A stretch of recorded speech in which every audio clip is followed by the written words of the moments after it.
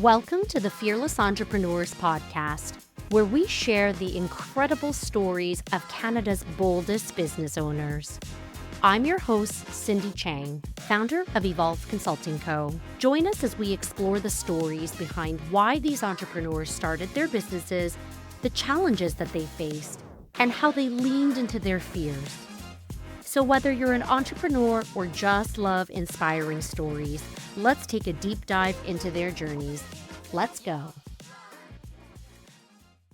Today, we're honored to welcome Michael Hunter, known globally as the Hunter Chef, the culinary visionary behind Toronto's celebrated Antler Kitchen and Bar, offering contemporary dishes with an emphasis on game meat, sustainable caught wild fish, and foraged vegetables and fruit raised with passion and care. He's a father to 3 beautiful children and live in Toronto, Ontario. Known for his commitment to sustainable foraging, wild game, and nose-to-tail cooking, Michael blends outdoor expertise with masterful cooking to create one-of-a-kind dishes. His ethos centers around locally sourced ingredients and lifelong connections to nature. Born and raised on a horse farm in southern Ontario, Michael's dream was to own a restaurant that would combine his love for food and a passion and respect for local and wild ingredients. His acclaimed restaurant, Antler Kitchen and Bar in Toronto, opened in 2015, has earned awards and accolades for its commitment to local, sustainable, and wild ingredients, reflecting Michael's core values in regional food culture. He is the author of the best-selling Hunter Chef Cookbook that launched in 2023, and in 2024, he was recognized internationally for the acclaimed Michelin Guide, and he's appeared on many culinary podcasts, including the Joe Rogan podcast in 2018. And today, he joins us to share his journey, his values, and what the wild has taught him about life and cuisine. Welcome, Michael, to the show. Hearing that, how did that make you feel? It definitely makes me feel tired and old. Time for retirement. Yeah. I can't wait to tell everybody today your journey and how you really got to opening up Antler, which is an amazing restaurant. So let's start from the very beginning. You were born on a horse farm in southern I was Ontario. So let's born in talk a about that. hospital, but we lived on horse farm. Okay, to be clear, you weren't born in the farm. I grew up on a farm, and I think just being surrounded by nature really had a profound effect on my upbringing.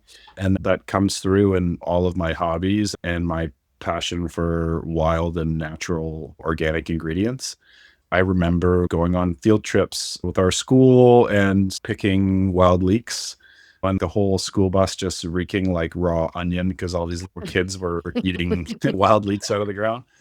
And yeah, I started cooking at a really young age. I just wanted a part-time job and rode my bike to this little diner slash gas station and in the country. And I actually applied to pump gas. So that was a funny thing, that the owner didn't need help at the gas station, asked me if I would help out in the kitchen. I would cook after school for myself for snacks. My mom would work late and call me and tell me how to start dinner. So I said, sure, that I'll do that. And yeah, I started washing dishes, and then that had me helping out on the line during brunches. And I did that actually for probably a year or two at that little diner. It got to the point where I was opening the restaurant by myself. I remember the pressure, the adrenaline. I remember it being really fun. There was lots of young people that worked there. It was just a fun environment. Through high school, I didn't really like school. I didn't particularly do well in school, but I liked going to work. And a lot of my friends were working at a local golf course, in the pro shop, parking golf carts, or landscaping, or in the kitchen. So I wound up transferring to their kitchen again during the breakfast shift, but then I would stay. They'd keep me late and get me to help out with the weddings and the golf tournament dinners and stuff like that. So that's where I really started to see more of an interest in food, and I started to get curious. It was a big banquet style place, and the quality of ingredients wasn't the same as what I do now. And I would question things like, why do we make gravy from a package? And why are we reheating frozen mashed potatoes in a bag? There was all these weird things that I was like, oh, this is how food service is. And I thought, I think there's more to this, but I did it just because that's what I was told to do. And I worked all through high school. When I got a bit older, they would close in the wintertime. I wanted to keep working through the winters, and I wound up working at a little country inn. And that's where I really fell in love with food. Everything was made in-house, from pasta to charcuterie and sausages and bread. I really fell in love with all the different sort of art forms that exist within the culinary space. The chef there was big into mountain biking and hiking, and we would go foraging on our break and pick mushrooms and then feature them at the restaurant. Interesting. And do these restaurants still exist? The diner is gone. It's flipped hands a whole bunch of times and it's been torn down. I think it's just like a regular gas station now. That country inn, I don't know if it's a private residence or if it's still there. It was called the Bell Fountain Inn, so it may still be there. I know it's changed hands, but it was really small. It was 36 seats, so I'm not sure if it's still in operation. Some of the other ones, the Cataract Inn was converted to a private residence. The Caledon Inn, I think, is still in operation, but it's changed hands a whole bunch of times. I'm sure that's like the nature of the biz too. There's always people that take it over. The golf course is still there. It's still called the Caledon Country Club. I wouldn't know anybody. The general manager left not very long ago because we still kept in touch. She thought it was funny that I still was cooking. And not only are you cooking, you're like a globally renowned chef. So that's a big difference, Yes. right? Yeah. So that's really cool. And so you came out, the passion was always there with cooking. Then Yeah. did you go to culinary school or were Yeah. you like, Yeah, no, I wanted to get my red seal. So it's, in Canada, and I don't know if it's the same as the United States, but they're called red seal trades. So Yeah. to be a plumber or a carpenter or electrician, you have to get your red seal. And it's just like a license to practice, I guess. It's the funny thing is it's not actually required for a lot of jobs. And even to open your own restaurant, you don't really need it. Hotel management want you to have it. If you're trying to get into hotel management. Yeah, I think, I just want to continue learning. There's stuff that you learn in chef school that's historical, and there's a lot of practical stuff that, would be really hard to learn in restaurants. So I did an apprenticeship program at Humber College. So that program is interesting because I could work on my 2 days off. And then I went to school on my 2 days off, and then I worked the rest of the week. During the school year, I worked 7 days a week for a long time. Yeah. I had my firstborn when I was 19. So that was really why I wanted to be successful. So I just put my head down and worked my ass off. That's crazy. So you finished high school, you had a baby, you went to culinary school before the age of 20. This is all happening. And you had worked in restaurants for a significant amount of time until you decided to open up Antler. During chef school, I just kept working up the ranks in the kitchen. There's a brigade system. You work a station and then you work multiple stations. There's the pastry station, there's the salad station, there's fish and meat, and some of them call them a pan station, or there's a sauce station. So I just worked my way around the kitchen and to the point where I could do everything. And then at that point, I started taking on like sous chef roles at various restaurants. I came down to Sassafras in Yorkville. It was my first Toronto restaurant. I worked the grill station there when I first got there, and I was quickly promoted to sous chef. And I worked there for about 4 years. It was in the heart of Yorkville and very fine dining, fancy, working with really expensive ingredients. And then from there, I went to an O&B restaurant, Luma, and then I was there as a sous chef. And then from there, I went to Scarpetta as their chef de cuisine, which was owned by Scott Conant in New York. So he was at the time, very famous chef in New York City. He had a restaurant group of Scarpettas that were in New York City, Miami, Las Vegas, Beverly Hills, and then Toronto. So Toronto was his first Canadian restaurant. So I went there, and most of my other restaurants were French inspired, and Scarpetta was Italian, which was really cool. I loved Italian food, but I really learned some fine dining Italian cuisine there, which was interesting. And then from there, I went to Red's with Sir Corp, Red's Wine Tavern. I worked there for about 3 or 4 years and then opened Antler. So just casually, then I just opened up my own restaurant, there's a right? story there too. We can get into that. That's the point. Let's get into it. It's really about your journey and who you are as a person. I find that there's a lot of podcasts about how people get to their journeys, but not really the person behind the brand and their feelings throughout their journeys. When I met Scott, he was a great big personality and super famous. He's still a judge on Chopped to the Food Network in the States. And when I met him, I just felt like he's just a regular guy. He's not this mystical, famous person. He was just like me.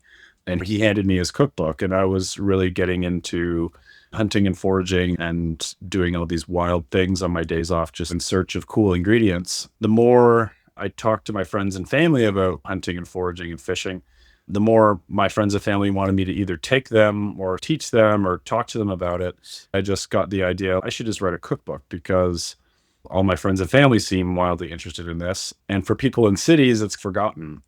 I was talking to my sister about it, and she was like, "You're like the hunter chef." And I was like, I'm going to trademark that. So I did. This was when I was like 25. So then like, I got on my computer and started researching how to trademark something and trademarked it. And then from there, I bought a camera and I started taking photos in nature. I just started taking landscape photos, close up photos of morel mushrooms. And yeah, I just started playing with food and taking pictures of it. I didn't really know at the time what I was going to do with it.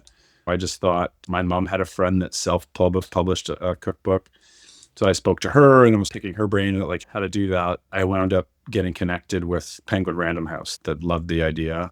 I was at a family function and I have a half sister. So her mother-in-law was talking to me about her son that was a photographer, but he was taking culinary courses at George Brown. So she said, you and Jody should talk. And so we did. I think I connected with him. I told him about my book idea, and he told me about how he was going to culinary school for fun. And he offered to help me with the photos if I taught him how to cook. Now I had a real photographer to help me with the plated stuff inside. At this time, I was working at Red's, and I think they were closed on Sundays. So we'd go in on Sundays and we just light up the dining room. I had permission to be there, but we would set up lighting equipment and we just started messing around, taking food photos. And from there, we got this idea that we should do some wild game dinners. And we started selling tickets to dinners out of his condo. And we were contacted by the Toronto Star at one point. We started Yeah. advertising this stuff on social media. The food columnist at the time was Jennifer Bain. She wanted to interview me about it. And then she wanted to buy tickets.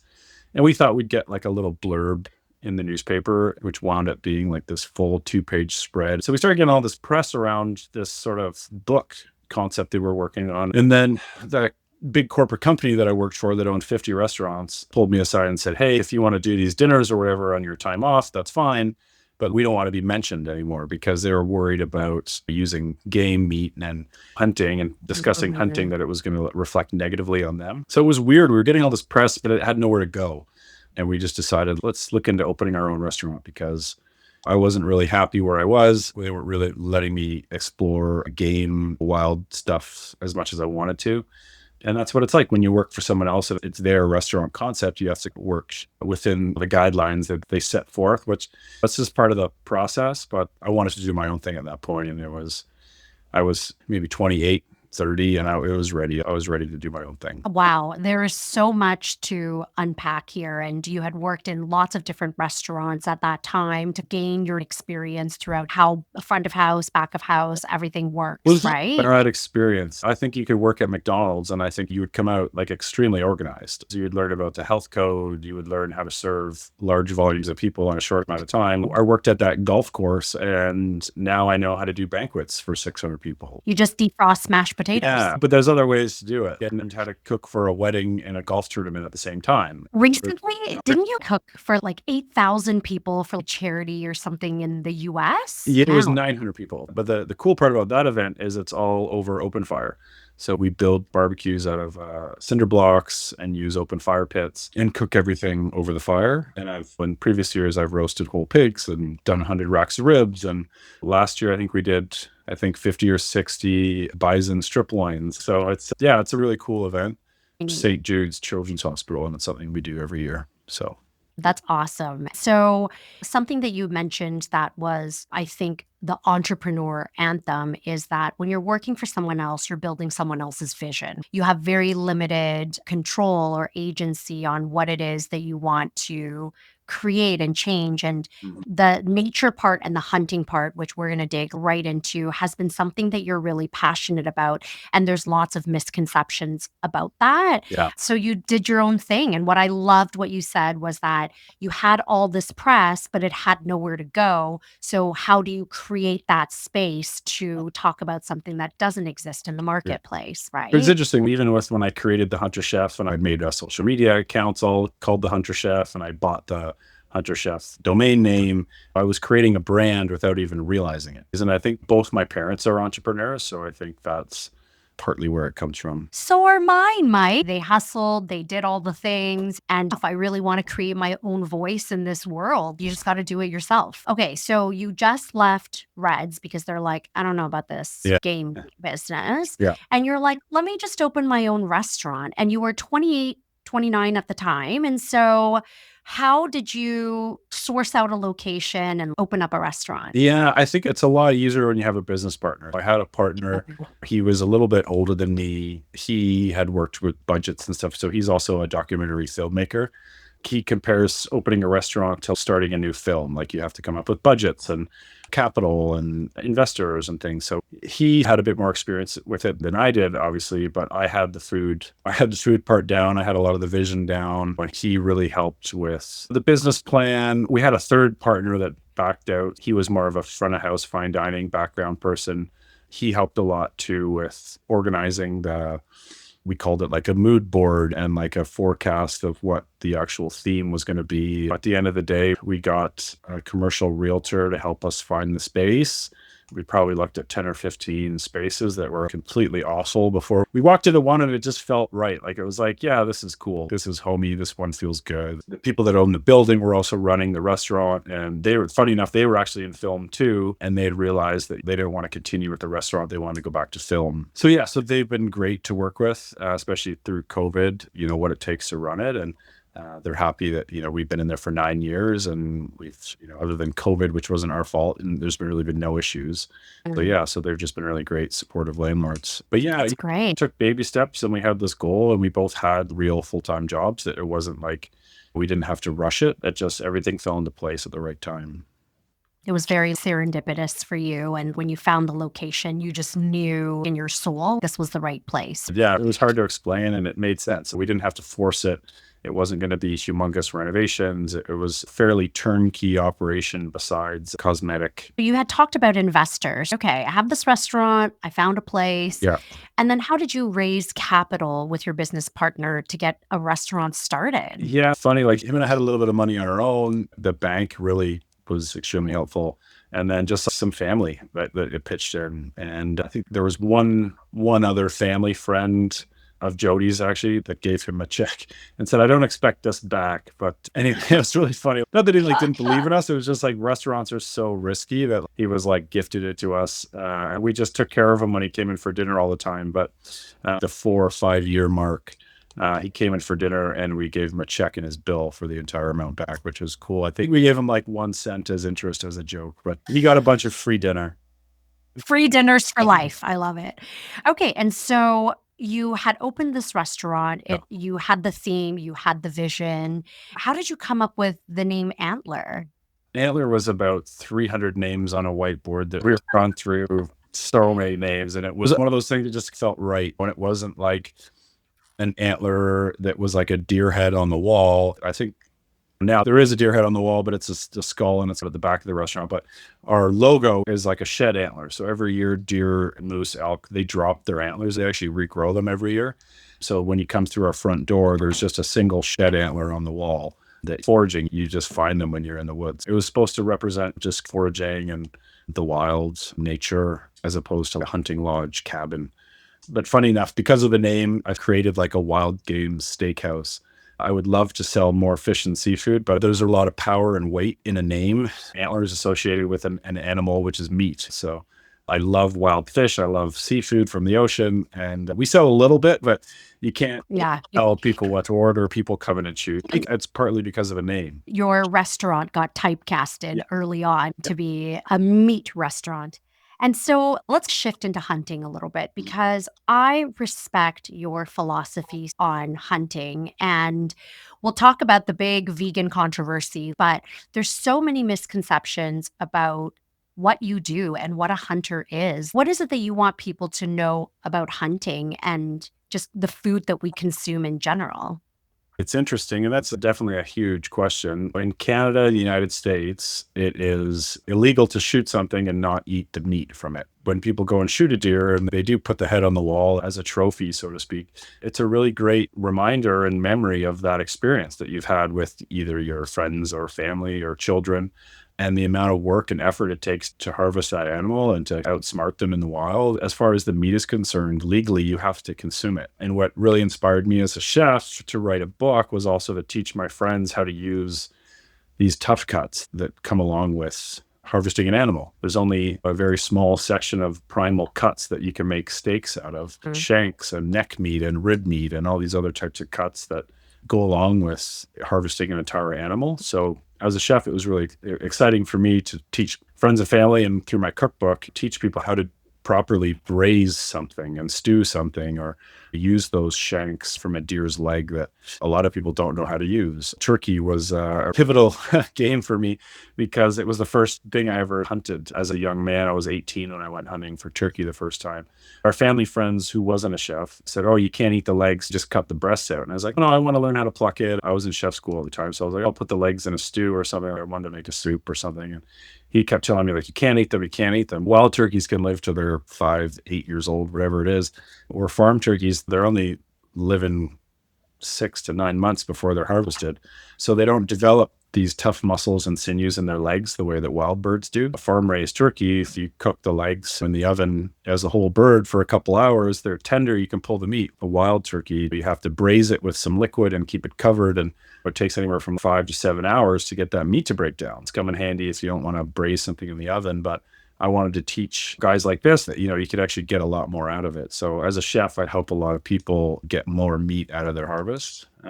But for me, I hunt so much now that I'm at the point where we don't buy meat at home. We're pretty self-sufficient in terms of meat.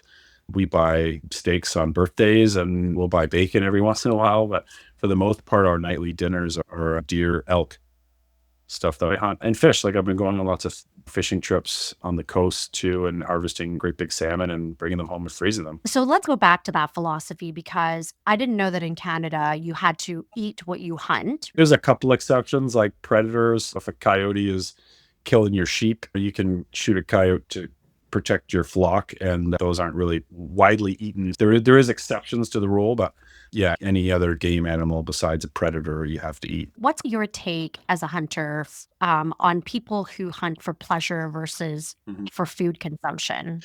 They all have to eat it for food consumption. So whether they're shooting it for fun because they want to get a big trophy on the wall, they still have to eat it. The meat still legally has. So Right. sometimes it gets donated. Sometimes I hunt with a lot of guys and we shoot a lot of geese and ducks and things like that. Some of my friends, they won't take them all, but they make sure someone else does. A lot of my friends, like, their wives don't like it. They want to go out with the guys and experience the hunt. Geese, for instance, you can shoot 5 per day.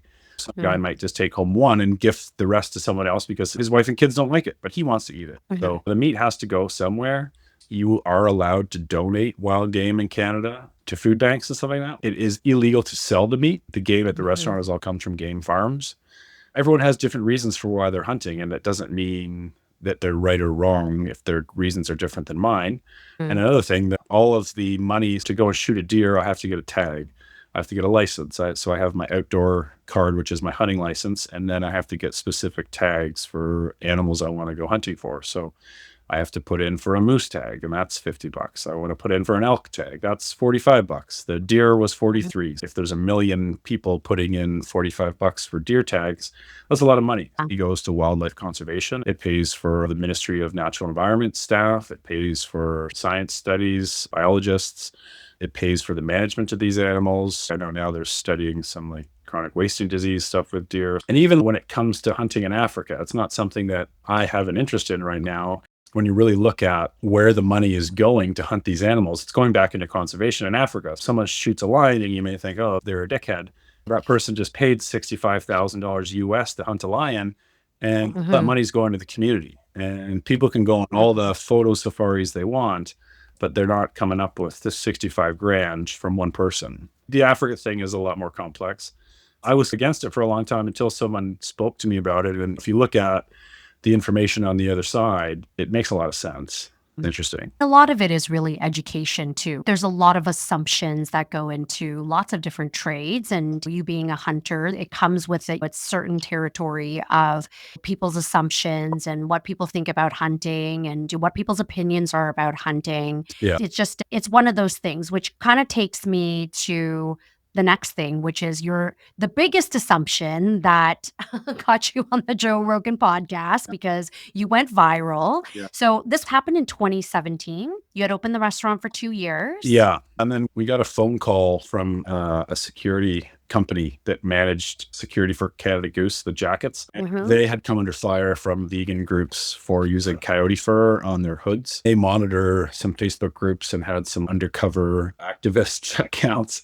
And they called us and said, hey, there's this group that we monitor for our own security that's planning to head to your restaurant. And we were totally confused and didn't understand why. These people started showing up once a week, anywhere from 5 to 10 people with crazy signs and slogans and horrible imagery from slaughterhouses that aren't even from Canada, and basically wanted to shut down my business. They were very vocal about getting our restaurant to close. And I found it completely bizarre because we had a couple of vegan dishes on the menu at the time. We treat our restaurant like a home. We're 45 seats.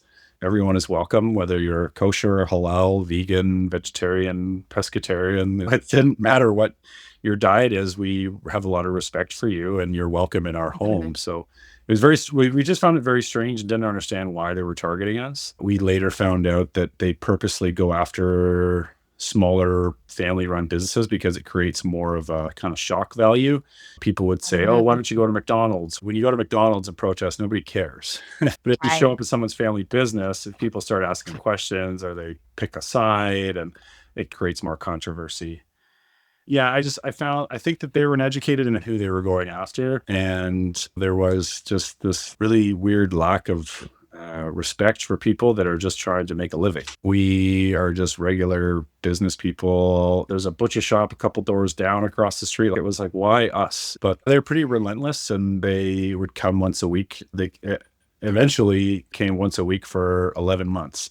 I was going to ask, how long total have they just stayed at your restaurant? Yeah, they really wanted to shut us down. And I think part of it was because we just didn't give in to anything. We just ignored them. They would take pictures of my family and put them online. And then there was some death threats and crazy stuff going on, which essentially led to just me getting fed up and butchering some meat in front of the window for them to essentially, I just wanted to like get back at them. There was nothing I could really do. I think we communicated with them a little bit in the beginning via email. They were sending us these demands via email. And there was no reasoning with them. They weren't interested in hearing us out or talking to us. They just wanted us to convert our whole menu to a vegan menu or they were going to shut us down. Oh, was that the demand? I read that they wanted you to put a sign that was like killing animals is wrong on the front, stuff that came from a really uneducated place, but they wanted some crazy demands. And so you tried the let's chat this through email. And then it just got more and more aggressive from there. Like I said, they found photos of my family and put them online and were just saying and doing horrible things. They would basically just harass people that were coming in the front door. They know the rules in terms of the law, and they really just flirt with that line. And we had to hire security. We had to work with the police. The police were completely pissed off because it was taking away from their resources from actual police work and emergencies. Plan just essentially backfired. They pissed off a lot of people. We just got busier and busier. They filmed me cutting up a deer leg in the window and put it online expecting to cancel us, and it just completely backfired on them.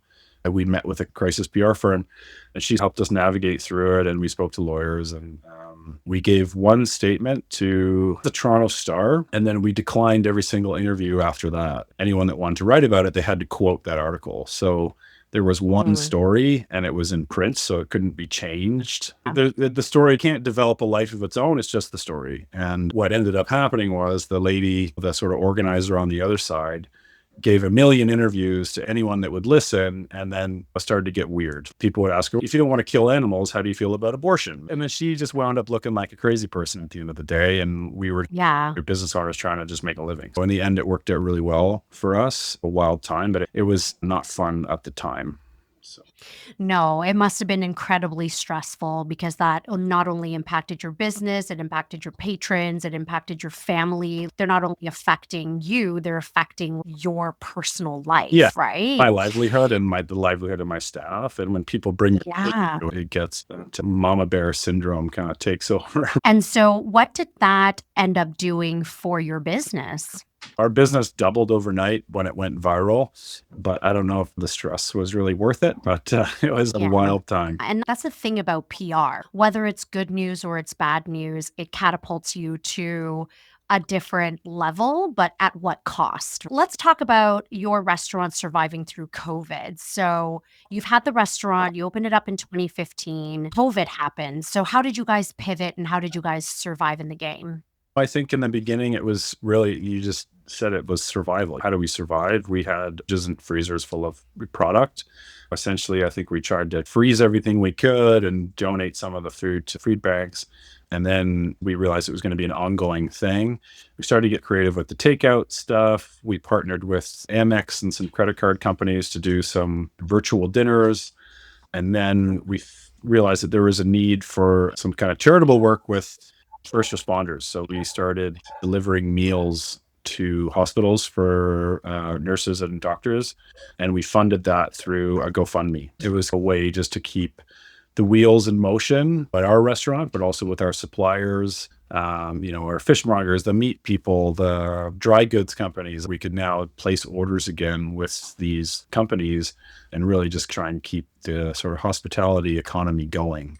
So that was what got us through 2 years. So you had to pivot. You also did some good from it, which is such a smart idea. But Yeah. a lot of restaurants didn't survive that time because it happened so quickly. Yeah. The world literally just shut down overnight. And Yeah. so that must have been also really stressful. It was crazy because we were listening to interviews from restaurant owners that said we shut down. They came down and said, okay, we're closed for 2 weeks. These people were going on these interviews saying, well, if they didn't have sales coming in, they couldn't pay their staff from last week. And us being like, shouldn't you have a cash flow balance in your bank account for that? We realized that we were extra responsible, or even we were pretty cautious financially.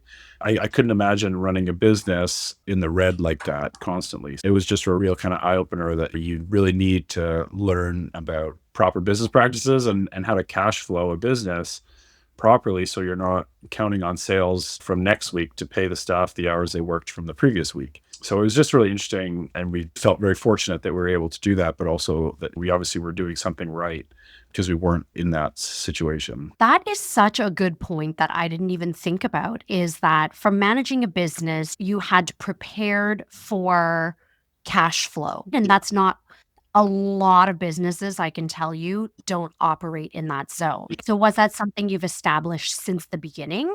We just always wanted to have a 3 month kind of backup. Mm. We're pretty conservative financially. We wanted to have, I don't know if we read it somewhere, but you're always supposed to have 3 months of cash flow in your bank account in case Mhm. the roof caves in, or in case there's a natural disaster, or like COVID, which was an act of God. In case there's a pandemic. Yeah, the insurance companies all got out of it because they called it an act of God or force majeure. It was really disappointing that insurance companies didn't bail anyone out. The government did help, but it was slow going. I didn't have other resources, other businesses really. So we had to find a way to make it work. That's awesome. You got creative. You got entrepreneurial because it's in your blood. Yeah. Right. And so let me ask you this. The meat that you hunt currently, Yeah. that's not the meat that you serve in your No, restaurant. yeah. Is that right? So that's Yeah. totally illegal to sell game meat. So Oh, that's so interesting. I never knew that. So there is some exceptions to the rule. We can sell tickets to a game dinner if it's going to charity. I mentioned you can donate it to a food bank. We can raise money for a charity. It's really complicated. You have to let the Ministry of Natural Resources, you have to let Toronto Public Health. It is a pain in the butt, but we have done it in the past, and it is doable, but they make it difficult for you. Wow, that's crazy because you literally have the ability and the professional knowledge on how to hunt meat that you can really sell in your restaurant or put in the food table, Yeah. and yet you're not able to do that. There's also a big conservation piece. I don't know if I'd want to do that because I don't think there's enough deer to support me doing that. Wild turkeys, they were extinct in Ontario because of market hunting. The Ministry of Natural Resources, they actually brought the wild turkey back to Ontario, and it's been a huge success story to the point now where there's surplus of turkeys and they've opened up hunting seasons on them again. Where do wild turkeys run around? There's been some funny videos actually of them in Toronto. There's a really funny video of a wild turkey chasing a kid down the street in Brampton on the sidewalk. Yeah, they do really well mixed in with urban environments. But yeah, anywhere north or outside of city limits, there's huge flocks and groups of wild turkeys. I can picture them in farms, but I Yeah. can't picture them like surviving Ontario winters. Yeah, they're incredible birds. They nest on the ground when they're laying eggs, but they sleep in trees at night. They're not very graceful birds. They're 20 to 25 pounds and they fly like a big, awkward bird. But yeah, they're incredible animals. They do survive our winters. That's so interesting. Tell us a little bit about factory farming and the current state of production with food, because your philosophy, a lot of it is rooted in like foraging from the wild and game and fish, whatever it is. Mhm. So, what's your take on factory farming as it stands today? One of the neat things about using game meats is that I don't really think there are any factory farms for deer. We get our deer from a farm in north of Owen Sound. Our duck comes from a family farm in Aurora. I can go visit these farms and talk to them about what they eat and their diet and lifestyle and things like that. So yeah, I'm not an expert on factory farming, but there's a really cool documentary that had an impact on me, and it's Food Inc. I watched that and I started hunting around the same time, and I was like, I don't want to eat food that has antibiotics in it. I don't want to eat meat that's been giving growth hormone. Or so for me, I wanted to eat a more natural diet, and that's what led me to hunting and fishing. That's great. Let's talk about you eat and live and breathe, what you do. That's your mission. That's who you are. I know you take your kids out on hunting trips and ice fishing trips. So, how has that affected your kids and their mentalities on hunting and foraging for food? Do they love it? Yeah, hunting mushrooms for kids is like a treasure hunt. So they get a lot out of it. It gets you out in nature and hiking hills and forests, and it's a lot of fun. I think I'm lucky that my kids enjoy it. Some people might not enjoy it. There are some negative. There's mosquitoes and bugs, and it's sometimes the weather's not always favorable. But yeah, all three of my kids seem to really love it. It's a great way to spend time with your family. What are some of the top tips? What if your kid just grabs some mushrooms and shoves it in their mouth? You definitely have to talk to them about it ahead of time. And just never eat anything unless I say it's okay. And that goes for adults too. There's lots of resources now online. There's tons of books out there. There's some really great mycology groups on Facebook that are really interesting. You can actually post pictures and get help from other people.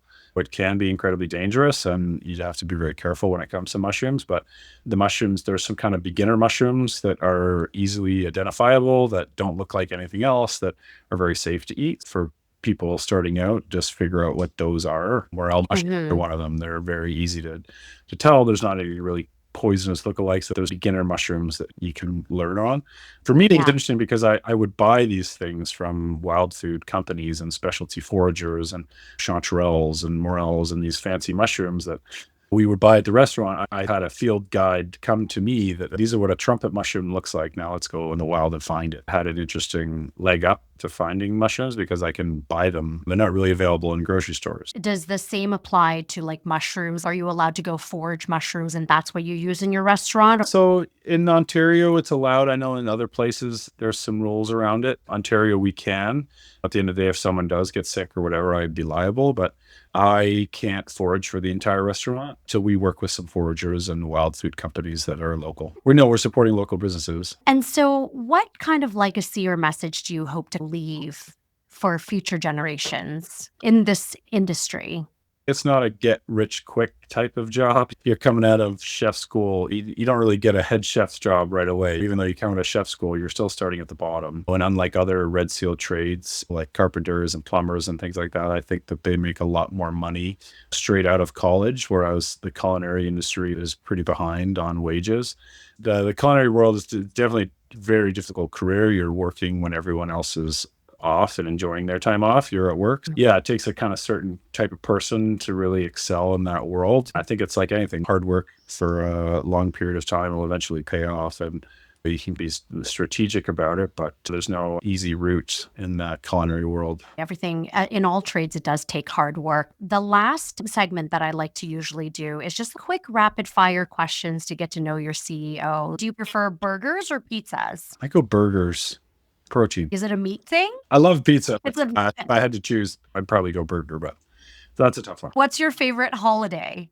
I love all the food holidays. So like Thanksgiving, Christmas, big turkey, ham, roast beef dinners. I like the food holiday. What is your go-to comfort food? I like a stew or like a big ragu pasta. Oh, that's very heartwarming. Mhm. What's your most used emoji? I don't know. Maybe the laughing one. I use that one all the time too. Mike, thank you so much for your time and sharing your story. I think there's some really juicy nuggets in there for people who are aspiring to be entrepreneurs, but also it's never a perfect picture of what the entrepreneur journey looks like. You had a lot of monkey wrenches thrown your way and you pivoted and you dodged, and here you still are. Everyone can find Michael Hunter on antlerkitchenbar.com and on Instagram on Antler Kitchen Bar. And you have a new exciting cookbook that's going to launch in the fall of 2025, which will be your second cookbook. Is that right? Yeah. So the first one, it's available at the restaurant or Amazon, basically anywhere books are sold. But that one's called The Hunter Chef Cookbook Mhm. as the first one. And I don't think I'm authorized to announce the name of the second one. We're so excited to see it. And what's next for you? What is on the horizon for you that you aspire towards? Yeah, we'd like to grow our brand. We had some sort of ideas before COVID that we were going to buy some real estate and move the restaurant. And obviously COVID killed that. So yeah, we're just trying to grow. We'd like to maybe be in a bigger space or open up some kind of different brands. It's going to be a restaurant called Finn's. Okay? Finn's, like your dream, right? Thank you so much, Michael.